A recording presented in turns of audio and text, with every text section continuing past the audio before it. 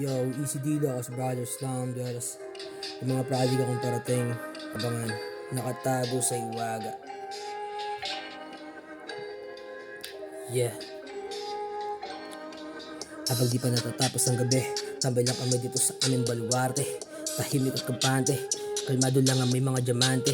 Yung iba nagalakad dumidiskarte, tuloy lang akong paabante. Sakto, mayapa ang paligid, siguradong walang matang nakasilip. Pero may mga mata na nakatitig, alam mo na kung anong ibig ko sabihin.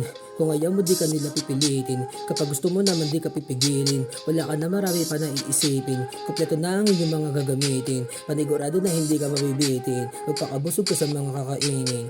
Nakikita mo ba yung iskinita madilim? Doon mo matatagpuan ng hiwaga. Di ko na lang sasabihin kung ano, basta bawal yun sa mga bata. Paglabas huwag kang papahalata, dumiretso ka doon kina Kuya Ronnie. Hanapin mo lang si Kulot, pag noon nakakunot, bigyan mo agad ng 20. Iwas ka na lang sa tus, kasi yung pakikisama ko lagi nakadepende. Oo, tropa tayo, pero ayoko din magkandaleche-leche.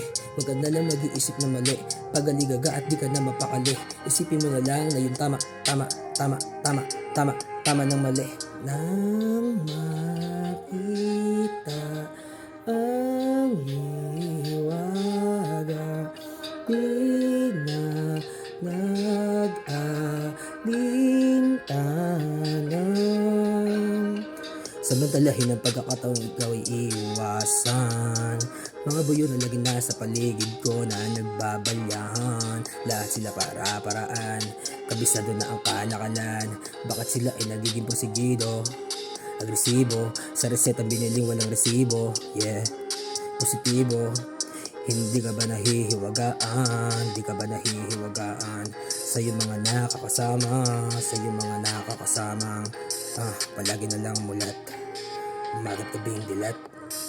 Yeah.